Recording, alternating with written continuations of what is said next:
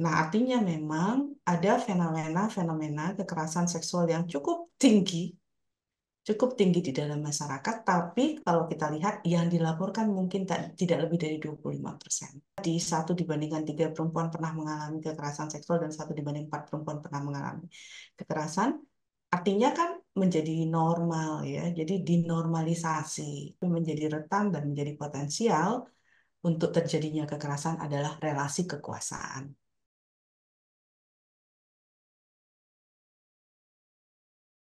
Baik, sahabat Jogja Network, kita kembali lagi di Jogja Network Channel, eh, channel yang mendalami, mendiskusikan isu-isu hak asasi manusia, negara hukum, dan demokrasi secara kritis dan mendalam.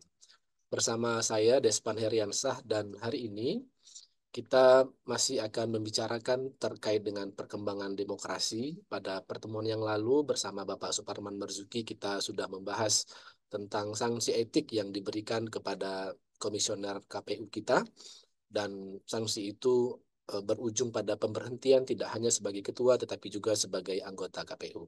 Hari ini kita masih dengan tema yang sama tetapi dengan pendekatan yang berbeda. Saya kedatangan tamu Mbak Sri Wiyanti Ediono dari Universitas Gadjah Mada. Terima kasih Mbak Sri. Selamat siang. Setelah beberapa kali merubah schedule ya, akhirnya hari ini kita bisa bertemu bertatap muka meskipun via aplikasi Zoom. Nah, sahabat Jogja Network, Mbak Yiyi kami memanggilnya, em, adalah seorang aktivis ya, lebih kental dan lebih dikenal sebagai aktivis gender, aktivis perempuan. Tentu selain itu beliau adalah akademisi dari Universitas Gadjah Mada. Hari ini kita akan diskusi tentang pendekatan terhadap kasus etik yang menimpa Hashim Asyari, tapi sekali lagi dari perspektif perempuan. Mbak Yiyi, apa kabar? Terima kasih sudah berkenan bergabung. Baik-baik saja, Alhamdulillah ya, kabarnya sehat. Dan mohon maaf bolak-balik mengganti jadwal. Nggak masalah, kami tahu em, interaksi yang lama di Pusam UII, hari ini di Jogja Network memang em, Mbak Yiyi sangat sibuk ya, baik baik tugas dari kampus, dari negara, belum lagi dari rumah tangga. Makasih Mbak Yiyi sudah berkenan bergabung. Em, Mbak Yiyi, kita memulai dari hal yang paling dasar barangkali ya untuk membicarakan kasus kekerasan seksual di Indonesia. Kalau kita lihat data ya, em, dari banyak penelitian termasuk juga dari Komnas HAM, ada setidaknya 4 dari 10 perempuan ya Mbak yang mengalami kekerasan seksual. Tentu kita tidak hanya memotret dari oh perempuan masih masih rentan terhadap kekerasan seksual ya, tapi juga itu berarti ada 4 orang pelakunya yang juga masih rentan melakukan kekerasan seksual. Jadi ada sisi korban, ada sisi pelaku. Secara umum, Mbak I, bagaimana Anda melihat data-data itu? Ya.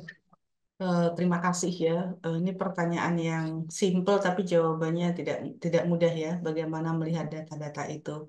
Tapi yang pertama memang data-data kekerasan seksual itu data-data yang banyak dicoba ya, digali, coba didokumentasikan dari berbagai institusi ya.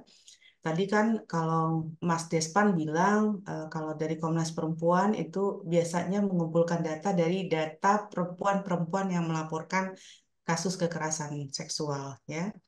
Dan cukup tinggi memang. Ada lagi data yang kita sering sebut sebagai survei eh, pengalaman perempuan ya eh, terhadap kekerasan yang dibuat oleh eh, Pusat Statistik BPS ya. Nah, BPS ini rutin sekarang ya. Pertama 5 tahun sekali, nanti akan 3 tahun sekali. Memang menyatakan bahwa pada tahun 2015 em, itu sekitar 1 banding 3 perempuan ya pernah mengalami kekerasan dalam hidupnya yang 70% adalah kekerasan fisik dan seksual. Di 2021 menurun 1:4 perempuan pernah mengalami kekerasan dan yang paling tinggi juga fisik dan kekerasan seksual. Jadi ini data satu adalah survei ya, yang satu lagi adalah data yang melaporkan kasus. Nah, artinya memang ada fenomena-fenomena kekerasan seksual yang cukup tinggi di dalam masyarakat, tapi kalau kita lihat yang dilaporkan mungkin tidak lebih dari 25%. Artinya, eh, sebetulnya kekerasan seksual itu semacam menjadi wilayah yang eh, banyak terjadi dan kadang-kadang dianggap normal, Mas. Ya, jadi ada saking banyaknya terjadi dan saking seringnya terjadi, yaitu tadi 1 dibandingkan 3 perempuan pernah mengalami kekerasan seksual dan 1 dibanding 4 perempuan pernah mengalami kekerasan. Artinya kan menjadi normal ya, jadi dinormalisasi. Nah, fenomena ini dinormalisasi menjadi satu fenomena yang dianggap biasa saja dan sehingga kalau ini terjadi kemudian dilaporkan, Mas, yang melaporkannya dianggap tidak biasa. Ya, eh, biasanya kan normal, diam-diam juga normal. Tapi ketika diangkat, nah ini yang menjadi tidak normal. Mereka yang dianggap tidak normal karena melaporkan kasusnya seringkali menjadi permasalahan di dalam masyarakat. Dan eh, yang prihatin itu kan kekerasan seksual itu terjadinya ya di wilayah domestik. Memang dari data yang dilaporkan oleh kepada Komnas Perempuan itu paling banyak di ranah domestik. Tapi di ranah publik juga tidak memperhatinkan, tidak lepas dari memprihatinkan ya. Yang dianggap paling tinggi itu kan satu di eh, transportasi publik, yang kedua di kampus, yang ketiga di tempat kerja, Mas. Nah, ini yang memprihatinkan sebetulnya. Oke, Mbak I. Em, apa yang Anda maksud dengan ranah ranah domestik, Mbak I? Hmm. Data apa yang bisa kita ambil dari kekerasan seksual yang terjadi di ranah domestik itu? Apakah karena dia ranah domestik, em, maksud saya begini, Mbak I, ada orang yang beranggapan itu kan aspek privat ya. Sementara Hmm. em, yang dia lakukan di level publik adalah aspek publik gitu. Apakah ada Hmm. relasi, Mbak I? Misalkan, apakah seseorang yang melakukan kekerasan seksual pada sisi yang lain di level publik dia akan punya kecenderungan yang seperti apa misalnya? Pernah ada studi tentang itu, Mbak? Ya, saya merujuknya Komnas Perempuan saja ya, yang kebetulan datanya sudah jauh lebih lengkap dan mereka membuat kategorisasi yang sangat baik menurut saya. Jadi kalau menurut Komnas Perempuan ya, ranah publik itu ada beberapa lapis. Lapis pertama adalah relasi personal, individual to individual, yang seringkali dianggap relasi privat, ya, pacaran, biasanya gitu ya, atau pertemanan dan sebagainya. Tapi ada yang ranahnya memang di wilayah perkawinan, di rumah tangga. Ya, di dalam perkawinan, rumah tangga itu ada anggota-anggota keluarga. Dan ternyata bahkan data dari Komnas Perempuan, kekerasan seksual yang dilakukan oleh anggota keluarga kepada anggota keluarga lainnya itu sangat tinggi. Ya. Orang tua kepada anak, kakek kepada cucunya, ya, abang kepada adiknya, ternyata tinggi sekali. Nah, ini yang saya maksud dengan wilayah domestik. Dia bisa semacam em, arena di mana ada domestik itu kan keluarga, rumah tangga, tapi ada yang arena yang sifatnya lebih personal dan interpersonal.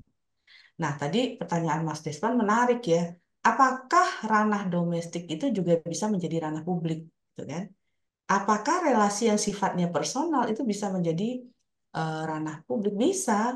Jadi misalnya relasi antara satu orang dengan orang lainnya. Dia personal, dia punya hubungan personal keduanya. Belum tentu hubungannya adalah selalu hubungan yang romantis ya. Bisa jadi pertemanan, ya. Nah, tapi kemudian itu kan relasinya personal, tapi kejadiannya atau lingkupnya atau wilayahnya menjadi wilayah kerja, ya, sesama teman kerja. Atau misalnya atasan dengan bawahan yang bisa jadi ada romantisme, tapi kemudian menggunakan relasi-relasi di dalam lingkup kerja, ya. Atau pertemanan, pacaran, tapi dalam lingkup kampus. Nah, itu memang betul bahwa apa namanya kategori ya dan pemilahan antara domestik dan publik itu kadang-kadang menjadi tidak relevan. Dia lebih mudah untuk melihat dan menganalisis siapa korban, siapa pelaku dalam konteks apa, ya. Nah, itu sebetulnya walaupun saya tetap masih memudahkan sih kalau kita kategorisasikan sepanjang kita juga tidak terlalu kencang membuat garis. Oh, ini kan wilayah domestik, ini kan wilayah publik, ini kan relasi dia di luar kantor. Itu kan mereka lagi makan-makan di luar yang nggak ada hubungannya dengan kantor gitu ya. Nah, itu nggak itu menjadi tidak jangan sampai dikategorikan dan dibuat terpisah. Kadang-kadang memang dia overlapping sih, Mas. Gitu. Ya, em, ya betul Mbak. Salah satu yang jadi apa ya, semacam em, cara alibi ya, banyak yang mengatakan oh itu kan terjadi di luar pekerjaan dan lain sebagainya ya. Mbak Yi, saya kembali ke pertanyaan dasar tadi. Hmm. Em, ada banyak ya Mbak Yi menyebut 1 dari 3, ada 1 dari 4, ada 4 dari 10 yang itu terjadi di level domestik, di perguruan tinggi ya Mbak Mbak Mbak I, kami tahu punya rekam jejak data yang sangat lengkap tentang itu. Kemudian di tempat kerja, di sekolah, di perguruan tinggi. Bisa berbagi sedikit Mbak, kenapa itu bisa angka yang sebesar itu ya? Apakah memang aspek literasi, em, atau memang ya yang masyarakat umum ketahui, ada banyak perempuan yang menggunakan pakaian-pakaian yang terbuka gitu ya, meskipun itu yang sudah sejak jauh hari tertolak karena terbukti justru di pesantren-pesantren yang kita tahu menggunakan pakaian tertutup justru menjadi tempat KS yang paling produktif ya, dalam tanda kutip tentu saja. Apa temuan-temuan terbaru Mbak I tentang mengapa itu bisa terjadi di semua level, domestik, non Iya. domestik, yang lain-lain? Hmm. Jadi memang harus kita pahami ya bahwa ada banyak faktor atau ada banyak situasi yang bisa menyebabkan orang menjadi korban. Tapi kalau kita merujuk pada pandangan Radhika Sukomaraswamy, dia adalah ahli expert tentang kekerasan berbasis gender terhadap perempuan. Dia pernah membuat satu laporan tentang kekerasan seksual yang terjadi di Indonesia. Ya, dia bilang kalau kita mau melihat adanya kekerasan seksual, kita harus cari apa sih the root cause of problemnya. Jadi apa akar permasalahannya. Nah, saya pikir para ahli kekerasan seksual, kekerasan berbasis gender kayaknya bersepakat ya. Ada satu dasar masalah yang menyebabkan seseorang menjadi rentan. Saya bilang rentan, belum tentu terjadi, tapi menjadi rentan dan menjadi potensial untuk terjadinya kekerasan adalah relasi kekuasaan.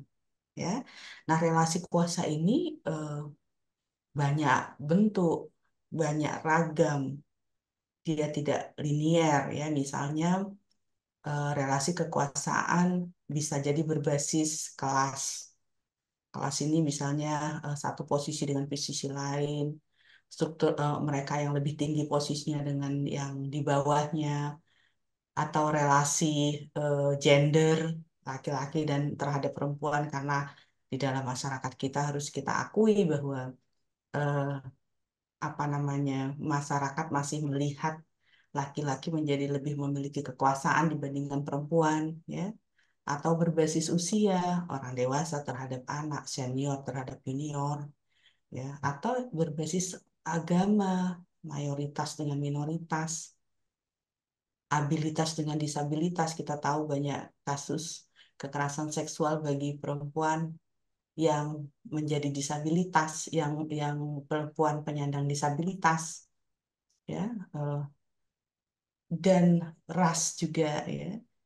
Jadi relasi kuasa ini kelihatannya simpel gitu, tapi sebetulnya dia bermain sangat em, asimetris, ya, dengan pola yang bisa berubah dan bisa berlapis, ya. Pola yang bisa berubah nih begini maksudnya. Saat ini saya adalah seorang dosen. Saya punya relasi kuasa lebih kepada mahasiswa saya. Tapi saya juga adalah seorang dosen junior yang saya bisa jadi juga rentan terhadap mereka yang punya posisi lebih tinggi, gitu ya. Jadi dia berusaha berubah, dia fleksibilitasnya tinggi relasi kuasa ini. Dan bisa berlapis. Berlapisnya begini. Ada seorang disabilitas perempuan anak. Jadi lapisan relasinya itu berlapis-lapis sehingga ada yang disebut dengan interseksionalitas. Nah, lapisan atau interseksionalitas ini yang membuat orang bisa jadi lebih rentan dibandingkan yang lain.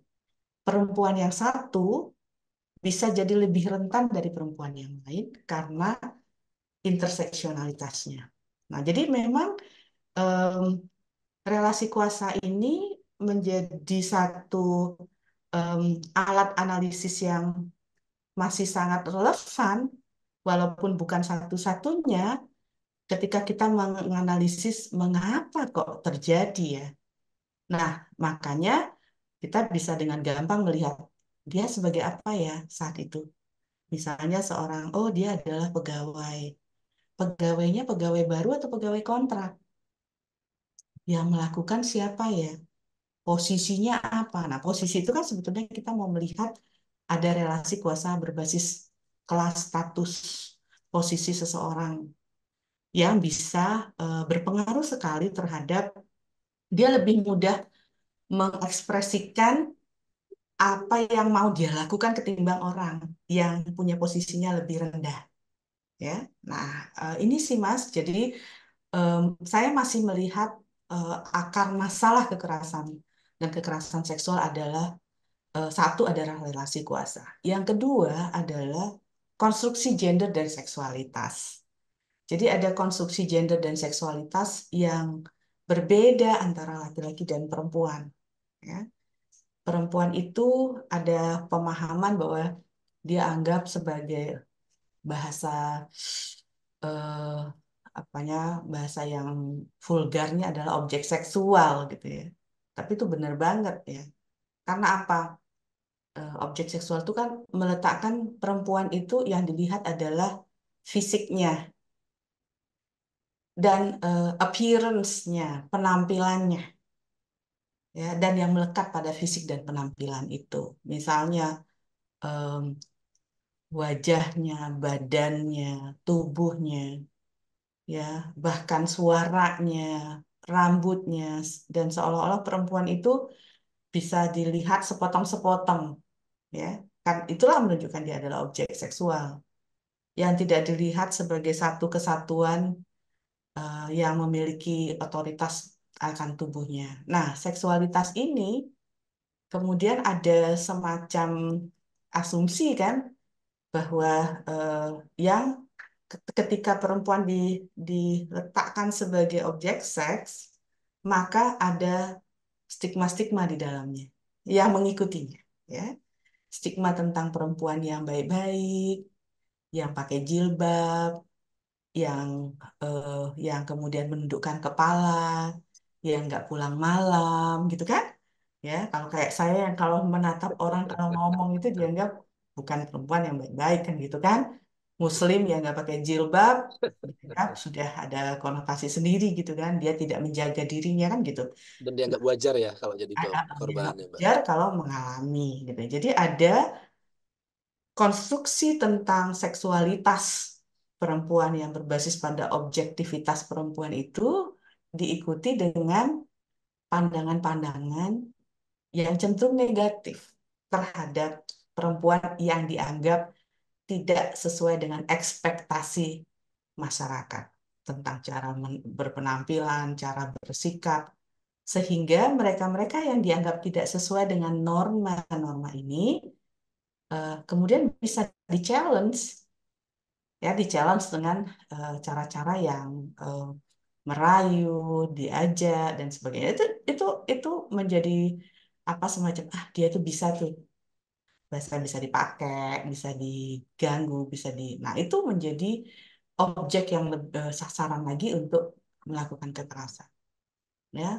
Tapi ini juga menarik karena yang Mas bilang ya, di satu sisi perempuan dianggap harus menjalankan norma-normanya, tapi dengan seksualitas yang maskulinitas juga melihat bahwa perempuan yang seksi juga ketika perempuan yang diam, soleh gitu kan. Ya. Nah, jadi ini kan bagaimana beragamnya cara pandang masyarakat tentang seksualitas perempuan gitu. Jadi perempuan yang menurut pun ternyata penuh dengan apa namanya, wah dia perlu ditundukkan, di tanda kutip diajarkan dan dididik untuk yang macam-macam itu. Nah, itulah Mas. Jadi eh, menarik sekali sih sebetulnya, terutama kalau kita melihat karena pengalaman saya nih banyak berinteraksi dengan penyintas ya. Jadi kadang-kadang kan kita nih kayak ada stigma ya, kalau penyintas itu begini gitu. Tapi ternyata dalam kenyataannya siapapun bisa menjadi korban kekerasan seksual ya, dengan beragam karakteristik perempuan yang berbeda satu sama lain. Em, ya baik Mbak Yi, saya masih tertarik untuk bagian yang pertama tadi Mbak tentang relasi kuasa ya. Em, Awamnya kan kalau kami melihat situasi yang sama juga terjadi di luar, katakanlah di negara-negara Eropa misalkan, ada relasi kuasa, tetapi kemudian tidak berujung pada kekerasan seksual. Relasi kuasa antara atasan bawahan, antara dosen mahasiswa gitu ya, antara senior dan junior. Nah, pada level apa, pada konteks apa relasi kuasa itu dapat menjadi ruang untuk terjadinya kekerasan seksual, Mbak I. Dan dan mengapa ya, Mbak? Apakah memang tadi yang Mbak I sampaikan, memang konstruksi kita tentang melihat perempuan itu di kepala kita ya barisnya sebatas sebagai objek seksual gitu, atau memang ada alasan lain yang ingin saya tanyakan juga sampai ke apa yang salah dengan pendidikan kita? Katakanlah level pendidikan minimal ya, SMA atau SMP. Kenapa itu tidak berhasil untuk mengantarkan kita pada situasi melihat em, apa perempuan tidak hanya sebagai objek seksual? Itu, Mbak. Ya, tadi itu kan yang saya sebutkan ada dua ya. Pertama tentang relasi kuasa, yang kedua adalah soal konstruksi pemikiran tentang seksualitas dan seksualitas perempuan itu tadi kan. Nah, ada banyak faktor lagi ya. Satu yang juga menarik adalah memang pemahaman ya masyarakat tentang hukum, tentang jadi kan konstruksi berpikir itu kan juga dipengaruhi oleh cara pandang dan cara pandang itu juga dipengaruhi oleh pengetahuan. Ya, nah pengetahuan ini kan masih terbatas ya. Masyarakat kita bicara tentang seksualitas itu kan masih sangat hati-hati ya. Ya, Eh, ya, bahwa kita sadari setiap manusia adalah makhluk seksual itu tidak tidak berani secara jelas kita diskusikan. ya, Sebagai makhluk seksual, tentu ada ya, konstruksi-konstruksi seksual yang ada di dalam pikirannya, di samping sebagai makhluk lainnya ya, tentu ya, saja saya tidak. Tapi bahwa manusia sebagai makhluk seksual itu dia punya desire, dia punya ya, keinginan, dia punya kebutuhan, dan kita tidak dengan serta-merta mendiskusikan bagaimana kita betul, betul. mengelola ya kebutuhan, hasrat, gairah seksual ini. Dia menjadi satu hal yang kita anggap tabu Ya, dibicarakan. dia menjadi ruang privat ya, Mbak ya. Dia Tidak kita menjual bicarakan, privat. ya, Dan jadinya orang mencari-cari cara sendiri bagaimana untuk mendiskusikan hal itu. Ada yang dengan dunia maya, ada dengan cara-cara yang juga kemudian akhirnya tidak secara sehat juga.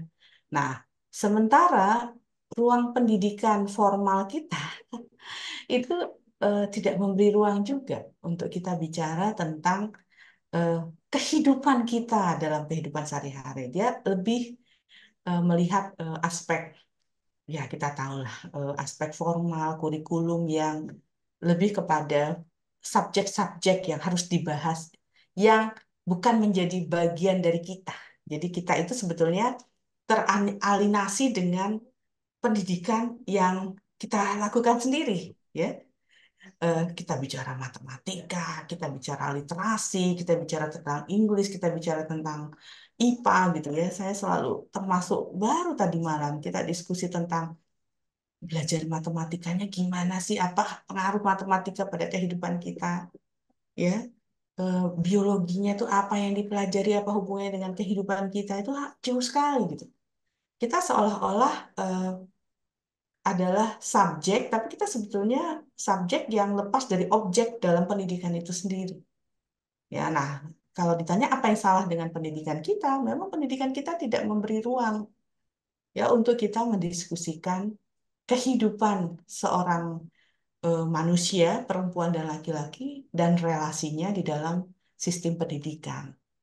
Ya, itu saya kira banyak sekali lah. Jadi itu saya bisa simpulkan dari interaksi saya dengan anak-anak ponakan ya kalau udah ngobrol tentang sekolah mereka ya memang kita masih dalam situasi itu mas. Artinya memang ada catatan penting tentang kurikulum kita ya Ya, yang sangat jauh dari kehidupan kita sehari-hari. Kayak, ya, kayak pendidikan itu bukan sesuatu yang dekat dengan ya. kehidupan kita gitu sih. Betul Mbak, dan itu sebetulnya nggak hanya dalam konteks KS ya Mbak. Kalau kita bicara tentang hak asasi manusia secara umum ya, kami juga punya problem yang sama. Kenapa kok kalau kita bicara tentang hak asasi manusia, itu seolah-olah kita bicara Jauh tentang ya, hal baru gitu ya, hal hal baru dan jauh bukan dan tentang jauh diri banget, kita, bukan tentang kita gitu ya. bukan tentang diri kita. Nah, itu kita teralinasi loh dengan pendidikan kita sendiri. Iya, Ya, itu iya. yang selalu saya coba diskusikan, walaupun teman-teman saya bilang, oh, kalau Mbak Iyi kalau ngajar lebih banyak provokasinya gitu ya. Jadi saya selalu mempertanyakan, kalau Anda bicara tentang hak asasi manusia gitu ya, sebetulnya hak apa yang menurut Anda paling relevan dengan hidup Anda? Itu kan harus kita mulai dulu. Betul Mbak. Ya, kalau kita bicara tentang kekerasan seksual, maka kita coba lihat kiri kanan muka belakang kita, orang-orang di sekitar kita, atau bahkan diri kita, pernah nggak mengalami kekerasan seksual? Sehingga kita ketika bicara tentang undang-undang tindak pidana kekerasan seksual, Anda sebetulnya bicara tentang hidup Anda. Ya, Nah, ini yang gimana ya? Ini ada sistem pendidikan yang memang tadi saya bilang mengalinasi kita dari kehidupan kita sendiri, seolah-olah hidup kita ini bukan bagian dari sistem pendidikan gitu. Nah, itu menarik itu. Ya. Menarik sekaligus menjadi tantangan ya Mbak, karena kita mengadvokasi isu misalkan tentang hak masyarakat adat, kita tidak memulai dari advokasinya, tetapi justru memulai dari pendidikan masyarakat adat dulu itu apa, kenapa mereka perlu dididik. Jadi yang paling dasar, gitu. Jadi guru SD mungkin ya Mbak, jadi guru SMP dulu kita baru bisa masuk ke poin eh, advokasi.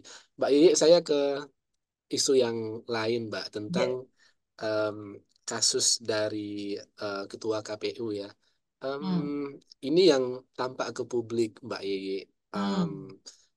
tapi di luar itu, menurut Anda, em, situasi yang serupa terjadi nggak sih, Mbak, di lembaga-lembaga negara yang lainnya? Em, baik lembaga negara eksekutif, legislatif, yudikatif, bahkan lembaga negara yang independen. Karena kalau kita melihat isu KS ini, Mbak, itu semacam apa ya? Dia tidak sama sekali tidak melihat subjeknya siapa, objeknya siapa. Maksud saya kadang orang-orang yang kita lihat sebagai tidak mungkin menjadi pelaku ternyata ya menjadi pelaku. Mbak I, silakan. Ya, jadi memang saya menyatakan bahwa apa yang terjadi di KPU mungkin bagi masyarakat sebuah shock ya, sebuah kejutan. Tapi bagi kita yang terbiasa menangani kekerasan seksual, itu sesuatu hal yang sangat mungkin terjadi dimanapun, ya. Di kementerian, di lembaga-lembaga negara lainnya, di kampus, ya. Itu sangat mungkin. Karena tadi yang saya bilang, di satu sisi kita punya budaya yang sangat merendahkan perempuan, budaya yang objektifikasi perempuan, dan relasi kuasa itu sangat bermain, sangat berbeda-beda dan sangat apa sangat diverse gitu ya, dan bahkan sangat jelas ya di dalam institusi-institusi yang ada. Mungkin kalau di kampus lebih kepada dosen kepada mahasiswa, mahasiswa kepada mahasiswi gitu. Tapi di lembaga-lembaga negara, birokrasi itu layer kekuasaan itu lebih lebih berlapis ya. Dan itu menjadi sangat mungkin terjadi gitu ya. Dan saya tidak kaget apa yang terjadi di KPU, tapi saya merasa ini satu pembelajaran yang paling penting bagi kita semua bahwa memang kekerasan itu bisa terjadi dan kekerasan itu memang harus direspon. Ya, saya pikir KPU meresponnya dengan baik ya, melalui mekanisme internal mereka gitu ya, dan tegas begitu. Artinya kan tadi dianggap kan kejadian ini tidak di lingkungan kantor, tapi kan kalau kita bicara tentang lingkup kerja, seseorang sedang menjalankan tugasnya dimanapun dia berada, sedang menjalankan tugasnya, mulai dari perjalanan sampai dia sampai ke balik ke kantornya, maka atau rumahnya itu kan bagian dari lingkup kerja ya, perjalanan menuju dan itu udah bagian dari kerja. Jadi eh, itu sangat mungkin terjadi dan jangan heran itu juga terjadi karena sistem dan budaya kita masih belum eh, kondusif ya untuk mencegah terjadinya kekerasan seksual. Apa yang saya bilang belum kondusif karena belum menjadi satu nomenklatur yang tegas di setiap institusi bahwa kekerasan seksual itu tidak boleh dilakukan. Ya, walaupun kita sudah punya undang-undang nih, tapi undang-undang ini jauh tinggi. Undang-undang itu harus, tadi yang bilang, diturunkan dalam ranah yang lebih spesifik, lebih pribadi, ya, pribadi dalam hati ini yang lebih Teknis em, ya Mbak. ya lebih kecil, ya. SOP SOP semacamnya Ya, Mbak ya. SOP, ya, itu harus ada penegasan bahwa memang itu tidak terjadi.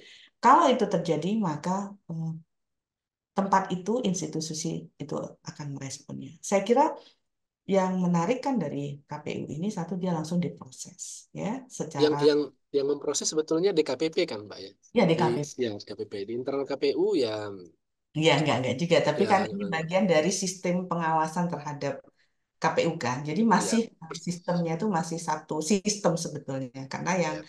menjadi pengawas adalah apa gitu. Yang menarik juga kan ini disampaikan secara terbuka ya. Karena kalau di Oke, institusi lain, ya. ya, yang namanya dia dianggap masalah etik.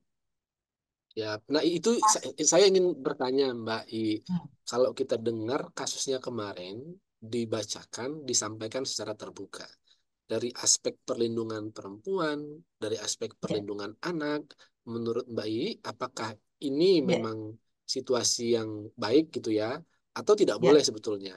Karena kan ya, ada anak, ada perempuan lain yang ya. akan menjadi dampak dari situasi itu, Mbak I.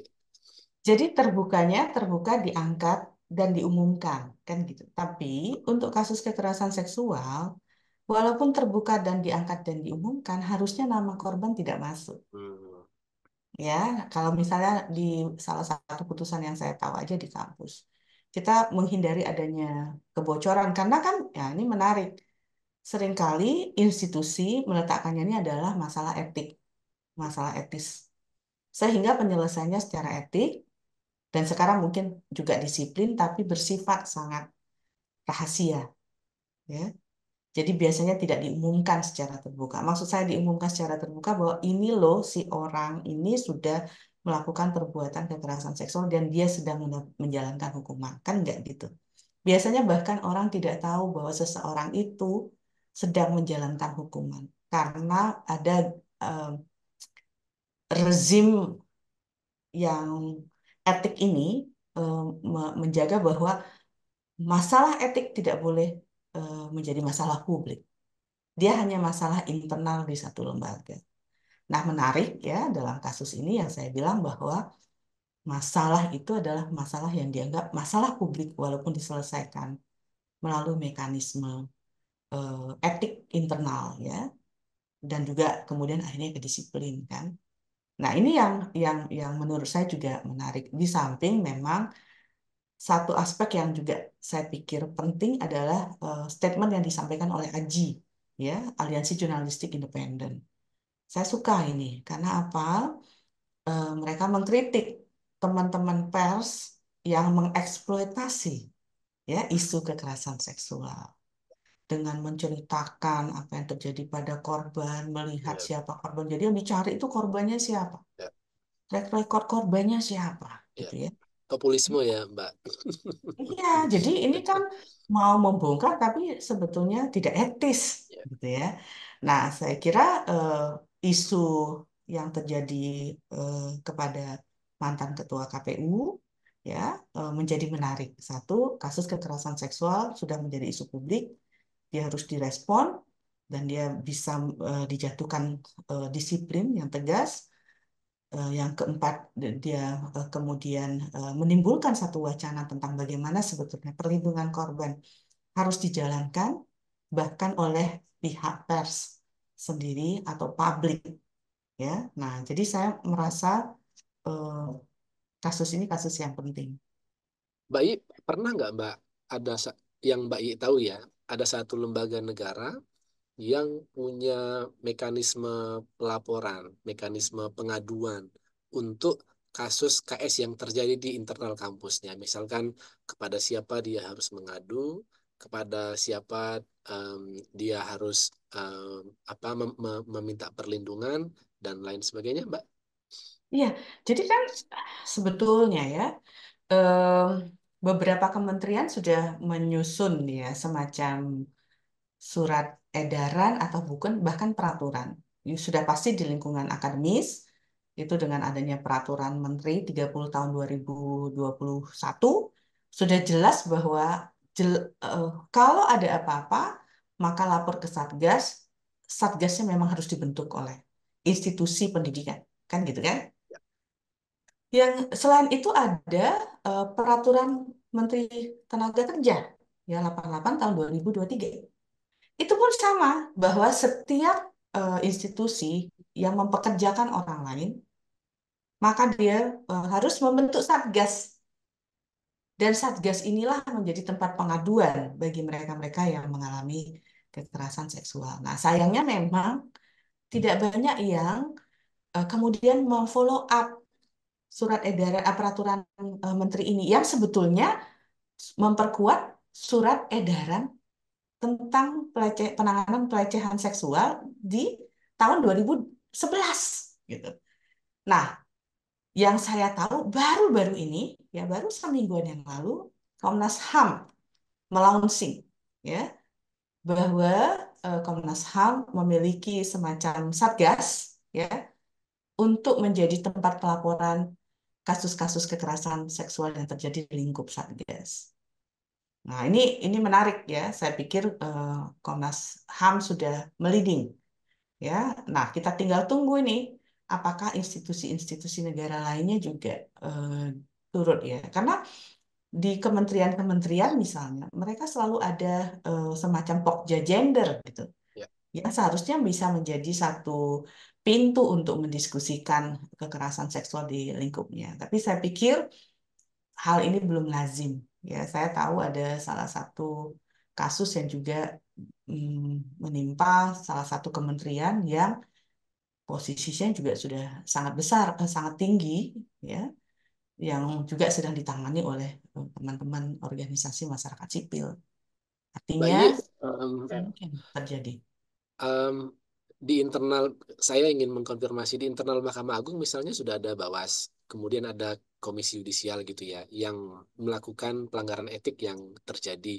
Apakah sini udah cukup, Mbak, kalau lembaga negara memasukkan itu menjadi bagian dari pelanggaran etik yang umum, atau memang harus khusus? Harus Ini spesifik, karena harus hampir spesifik. semua mereka Hmm. memasukkannya asusila. Ya, Bukan kekerasan seksual. ya, Asusila dengan kekerasan seksual itu dua aspek yang berbeda. ya. Jadi saya menyarankan sih harusnya semua lembaga negara, pemerintah ya memang memasukkan klausula bukan saja asusila tapi kekerasan seksual. Itu sih, Mas. Oke, baik Mbak I. Yang terakhir Mbak, pertanyaan saya sebelum kita tutup diskusi kita, dari aspek perlindungan korban, menurut Mbak I, apakah negara kita sudah cukup memberikan ruang ya perlindungan terhadap korban kekerasan seksual? Misalnya kalau kita lihat di kasus Hasyim ya, Asyari, apakah yang diterima oleh CAT ya sudah sesuai dengan standar-standar pelindungan korban, Mbak I? Hmm. Kalau kita bicara perlindungan korban, kan ada beberapa aspek. Aspek pertama adalah secara normatif, bahwa undang-undang sudah menjamin hak-hak korban, kan gitu. Baru yang kedua adalah pelaksanaannya. Dalam kasus KPU itu, eh, yang sudah dilakukan lebih kepada penyelesaian secara internal, institusional, ya, tapi memang terbatas pada penyelesaian yang seperti itu. Sementara kalau kita bicara tentang undang-undang yang lebih luas, undang-undang tindak pidana kekerasan seksual, sebetulnya kasusnya tidak tidak hanya dalam aspek etik, dia sudah menjadi wilayah pidana. Nah, dalam konteks pidana ini, eh, hak korban lebih banyak bisa diakses kalau dia memang membawanya melalui mekanisme sistem peradilan pidana, yaitu hak atas pemulihan, perlindungan, ya, hak atas penanganan. Tapi em, ada perdebatan kan di sini. Jadi apakah kalau kasusnya sudah berdimensi hukum pidana yang sering kita sebut delik, delik biasa, maka tanpa harus dilaporkan, maka sebetulnya polisi sudah bisa membawa kasus itu. Tapi di sisi lain, apakah itu juga harus berkesesuaian dengan em, keinginan korban, ya? Dan saya pikir dalam konteks kasus ini kelihatannya saya tidak mendapatkan informasi lebih dalam.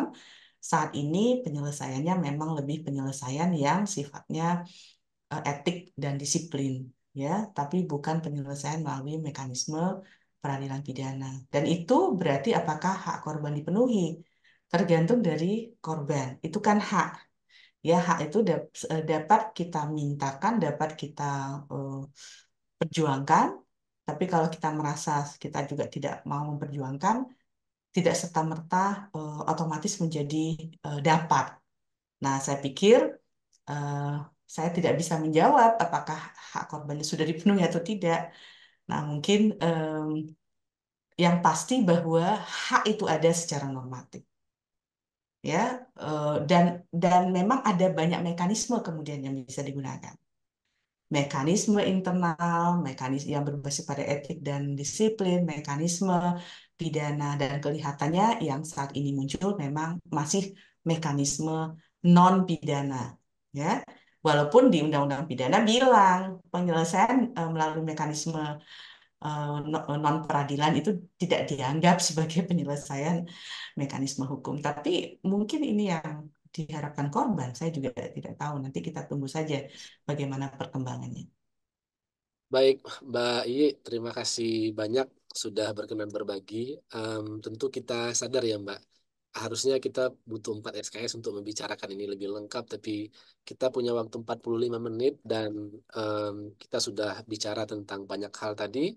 Terima kasih, Mbak I. Semoga tidak kapok ya bergabung dengan Jogja Network. Sampai berjumpa kembali, Mbak. Selamat beraktivitas. Sekali lagi, terima kasih banyak. Terima kasih juga, semoga Ya. eh, asik ya, bermanfaat Ya, buat kita semua. Yuk, saya makasih Mbak pamit. ya. Ya Mbak, makasih ya. Ya, Mari-mari. oke.